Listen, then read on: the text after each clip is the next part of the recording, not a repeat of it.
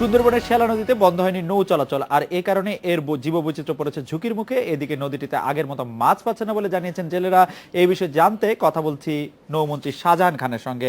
জনাব শাহজাহান খান, আপনি শ্যালা নদীতে তেল ট্যাঙ্কার হওয়ার পরে, বিপর্যয়ের পরে আপনি বলেছিলেন যে জুনে মংলা ঘষিয়াখালী চ্যানেলে কাজ শেষ হবে এবং তারপরে শ্যালা নদীতে বিপজ্জনক নৌ চলাচল বন্ধ হবে। সেটি এখনো হয়নি কেন, মাননীয় মন্ত্রী?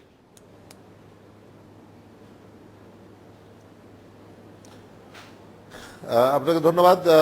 শ্যালা নদী দিয়ে জাহাজ চলছে, তবে নিয়ন্ত্রিতভাবে চলছে।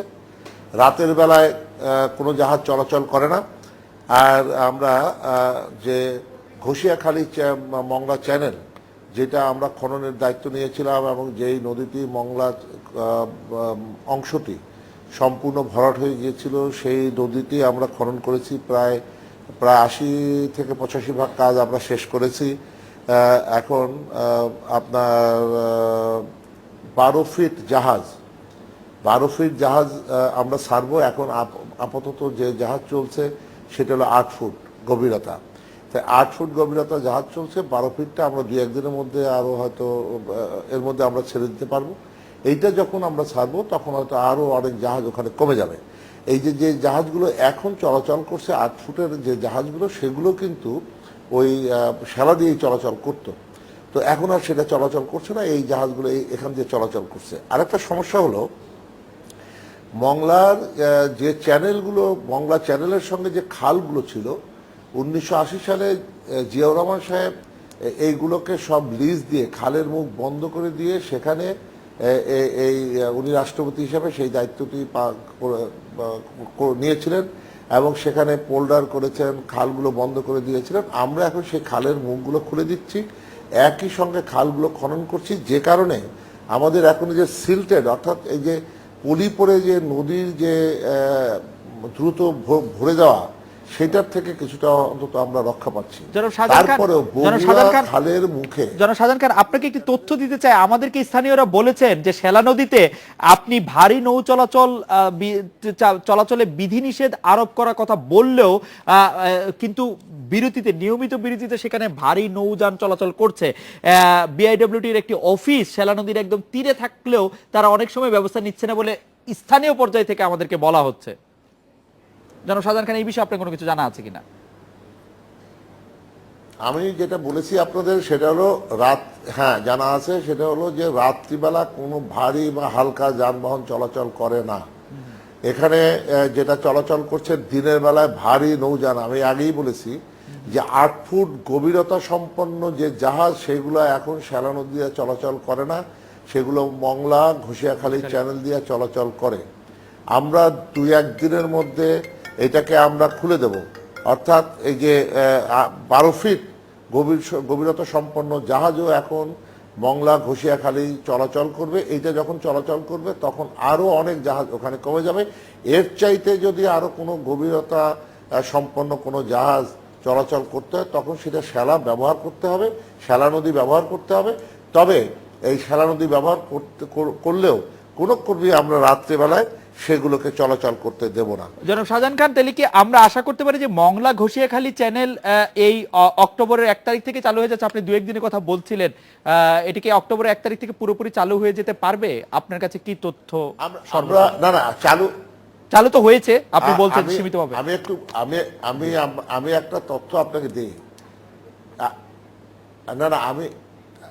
আমি যেটা আপনাদের বলছি সেটা হলো যে আমাদের এই চ্যানেল দিয়ে 8 ফুট গভীরতা জাহাজ চলাচল করছে, 12 ফিট গভীরতা জাহাজ চলাচল করবে এবং আমরা এই নদীটাকে কিন্তু আরো খনন করব এবং এটা প্রশস্ত করব। আর এটা লুপ কাটিং করে আমরা প্রায় 7 কিলোমিটার রাস্তা আধা কিলোমিটার মধ্যে, হাফ কিলোমিটার মধ্যে আমরা নিয়ে এসেছি। আরো আমরা লুপ কাটিং করব। এর ফলে আমরা আশা করি এর যে এখন যে পলি পড়ে যে গভীরতা নষ্ট হয়, নাব্যতা নষ্ট হয়, সেটা আর হবে না।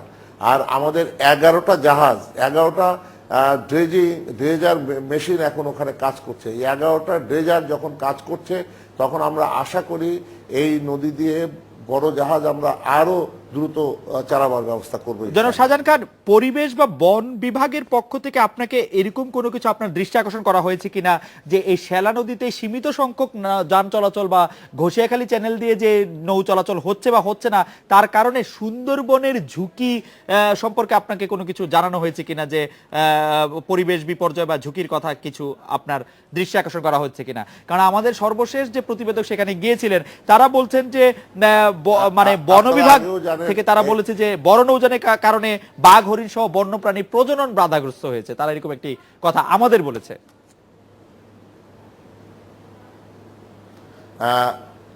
আমি যেটা বলি, আপনার এই শ্যালা নদী কিন্তু আগেও নৌযান চলাচল করত। 1974 সালে জাতির পিতা বঙ্গবন্ধু শেখ মুজিবুর রহমান ঘষিয়াখালী চ্যানেল খনন, এটা মানুষের সৃষ্টি চ্যানেল, সেই চ্যানেল খননের পরে ঘষিয়াখালী মংলা চ্যানেল দিয়ে নৌযান চলাচল করার কারণে শ্যালা নদী দিয়ে নৌযান চলাচল করা হয়নি।